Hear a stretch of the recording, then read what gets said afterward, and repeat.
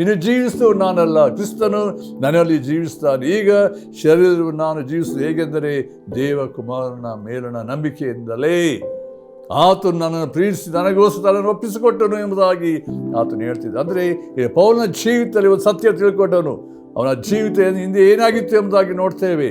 ಭಯಂಕರವಾದಂಥ ಒಂದು ಆತನು ಅಂದರೆ ಯೇಸು ಕ್ರಿಸ್ತ ನಂಬಿದಂಥವರನ್ನು ಹಿಂಸಿಸುವುದಕ್ಕೋಸ್ಕರ ತಾನು ಹಿಡಿದಿರುವಂಥ ಧರ್ಮಶಾಸ್ತ್ರವನ್ನೇ ಸಂಪೂರ್ಣವಾಗಿ ನಂಬಿ ಅದರಲ್ಲಿ ಆತ ಆಸಕ್ತಿಯುಳ್ಳವನಾಗಿ ಜೀವಿಸಿದಂಥ ರೀತಿಯಲ್ಲಿ ಯೇಸು ಕ್ರಿಸ್ತನ ಧ್ವನಿ, ಯೇಸು ಕ್ರಿಸ್ತನ ಕಂಡುಕೊಂಡಾಗ ವೈಯಕ್ತಿಕವಾದ ರೀತಿಯ ಜೀವಿತದಲ್ಲಿ ಎಂಥ ಒಂದು ಮಾರ್ಪಾಡುವಿಕೆ ಉಂಟಾಯಿತು. ಅಂದರೆ ಆತ ಜೀವಿತದಲ್ಲಿ ಯೇಸು ಕ್ರಿಸ್ತನ ಮರಣದಲ್ಲಿ ಪುನರುತ್ಥಾನದ ಐಕ್ಯವಾಗುವಾಗ ಆತ ಅದನ್ನು ಹೇಳ್ತಿದ್ದಾನೆ, ಇದು ಜೀವಿಸುವ ನಾನಲ್ಲ, it's not I will live, it's Christ will live in me.